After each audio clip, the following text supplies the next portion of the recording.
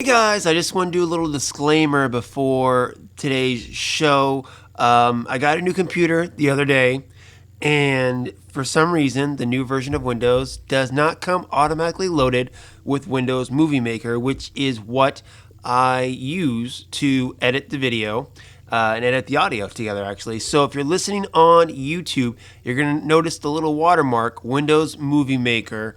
Apparently, you have to pay if you want Windows Movie Maker. And since this show is more of a hobby, I don't make money from it. I'm not really willing to invest money, even though it's not that much, to get the watermark removed. I might maybe in the near future do it, but for now, I'm just going to live with it, mainly because this is an audio podcast mainly, and I just put the pictures up for the video version of it. It's not a big deal, at least in my eyes. If you feel otherwise about it, you can email me at dayspringdiscussions@gmail.com, and I'll respond back, give me money so I can get it removed. You'll respond back, no, and I'll respond back, okay, conversation over. And that's how to go, guys. But again, just a little disclaimer letting you know there's nothing wrong with your computer. There's something wrong with my computer and the fact that I'm just so po. So, on that note, enjoy the episode.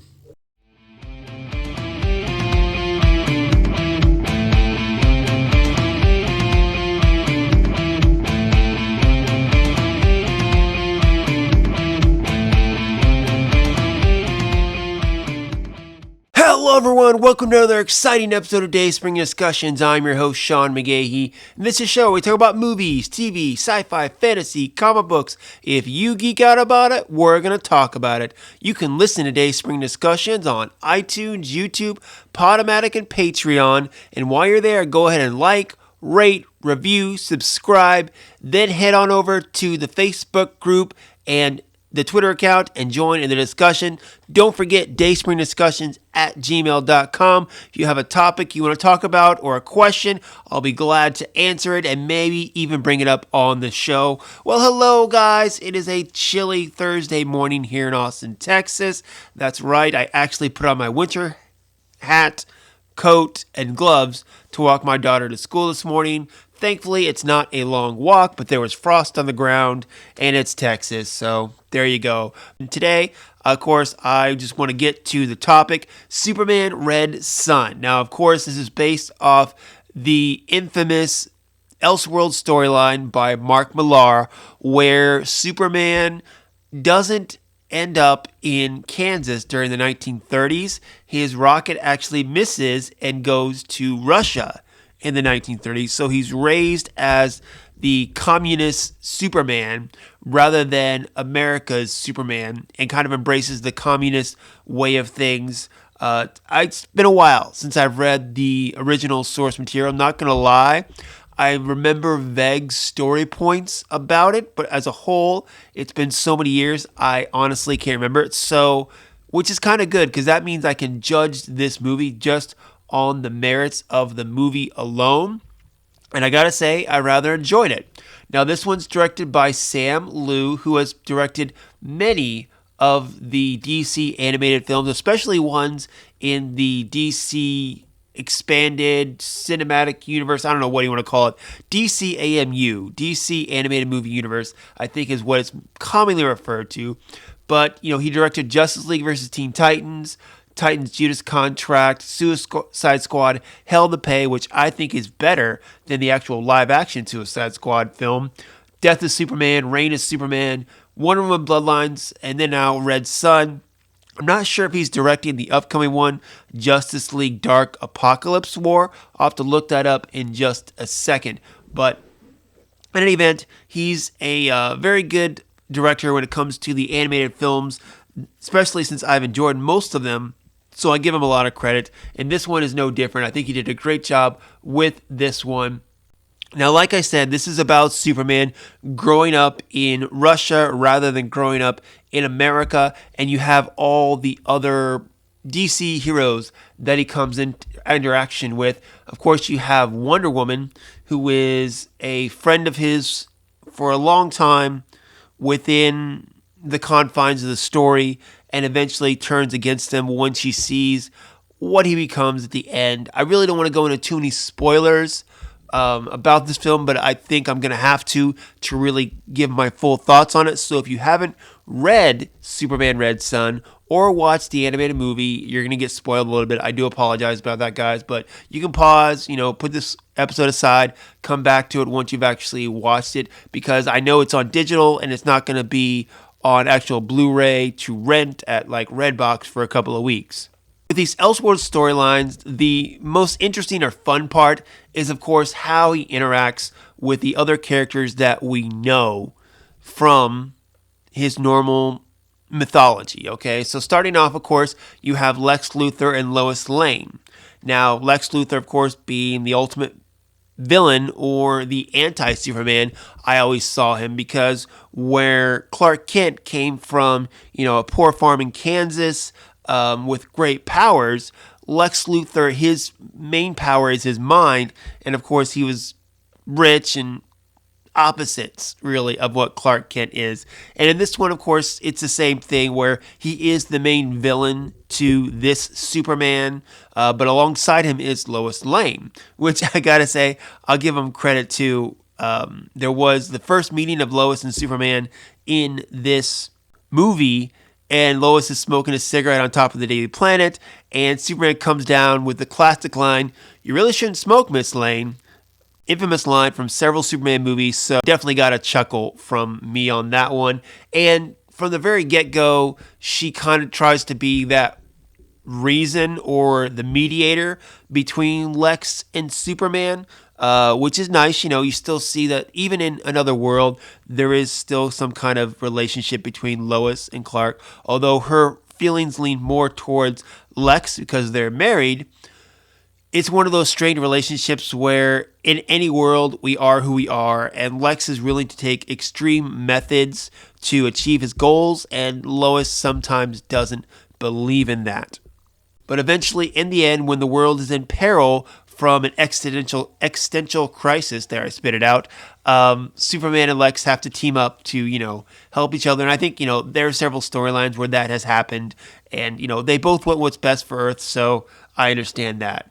Now, the other relationship, of course, is between Superman and Batman, which is very interesting, of course. I mean, any Batman fan, I think, will get a kick out of this version of Batman, where he is a Russian Batman because he grows up in, a camp where him and his family are pretty much tortured and slaves, along with Slitzvana, who is a childhood friend of Superman's, and he goes to find them and he sees young Bruce Wayne, and then years later he grows up to be the Soviet Batman, who runs and is a mockery of what Superman has become and tries to disrupt him, and even pretty much tries to kick his ass using red sun lamps. It's an interesting scene, of course, very reminiscent of kind of what you see in Batman v Superman Dawn of Justice, but of course, like I said, any Batman fan will love the fact that they see Batman kicking the crap out of Superman. But that was an interesting relationship along with that as well, but you kind of see that, as much as Batman believes Superman is a monster, he himself is a monster as well. You have to become a monster to defeat monsters. There's that old saying. There's a lot to play with in this film as far as morality and political agendas and where you stand on, the definition of evil and doing what it must be done to achieve your goals. Like I said, Wonder Woman is in this as well. She becomes, kind of a friend for Superman in this film. But as it goes on, she sees that the depths he's willing to go to achieve his world peace doesn't exactly seem very nice. So she kind of steps aside and secludes herself. And I think that's a big part of Superman's relationship, or his realization in this film, is someone who's been such an ally, such a supporter of his for years, tells him that he's doing things the wrong way, and is a little bit of a wake-up call for him, but he still doesn't want to believe it. And then you throw in other characters like Bizarro that come into play. You also have the Green Lantern Corps, which was interesting to see how they were played into all of that. Again, it's all about taking these characters that we know in normal DC universe and giving them a different slant in the Elseworlds way.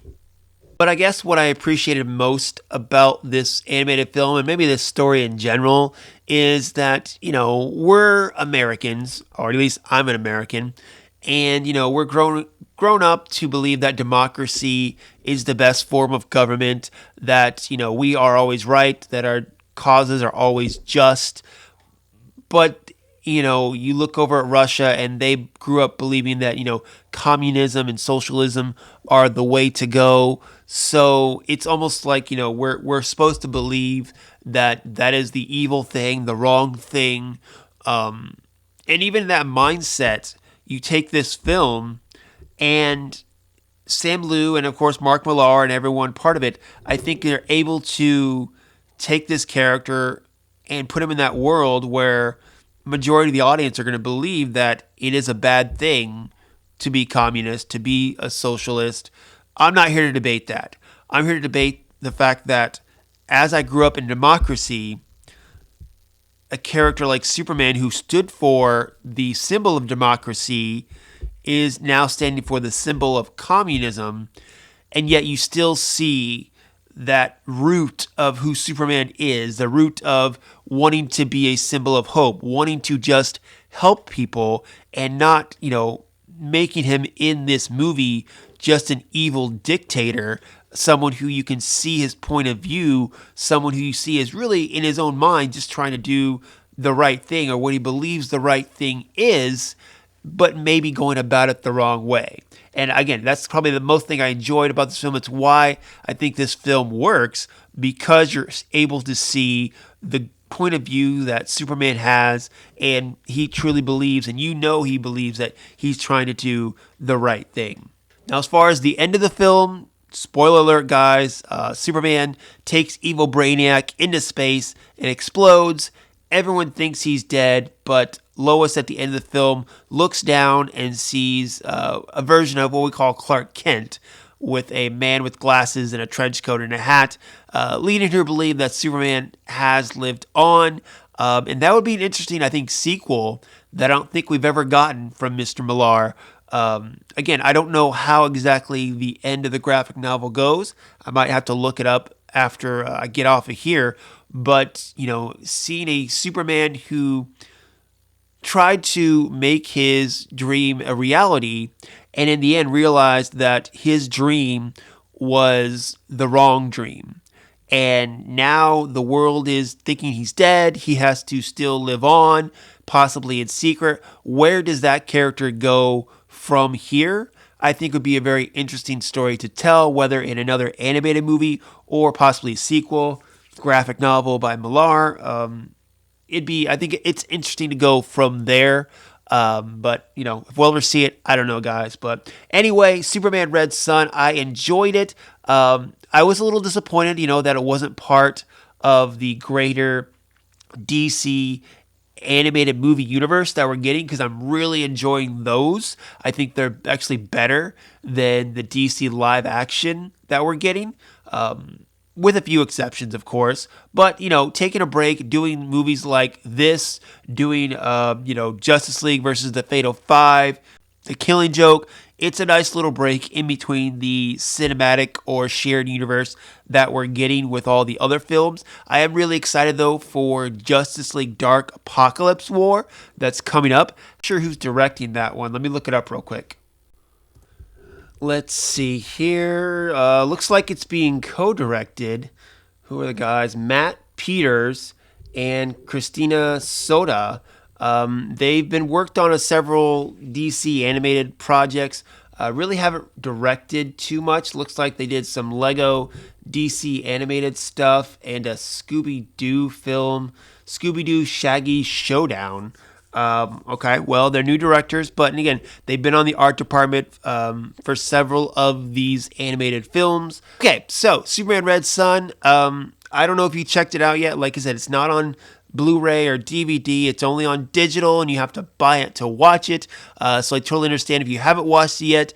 I did kind of spoil the ending a little bit for you, so I do apologize for that. Unless, of course, you've read the original source material, which I recommend going and doing, of course. But it's just before you watch the movie or after if you watch the movie. That's kind of one of my favorite things is if I watch something that I really enjoy, going back and reading the original source material, you either get, a more in-depth look at the characters and story, or you kind of get a different version of it too, which is fun to just, if you enjoy a world, it's fun to play around with it a little bit. But that's my thoughts on Super Red Sun. What do you guys think, of course, about it? If you have seen it, fire back on the Facebook group and Twitter account. Let me know. And of course, fire back, like I said, on the social media groups and Gmail account. You can find me personally, Slim Dayspring 12 on Twitter and Instagram. That's it. Go out, enjoy your day, enjoy your weekend. Until next time, may the Force be with us all.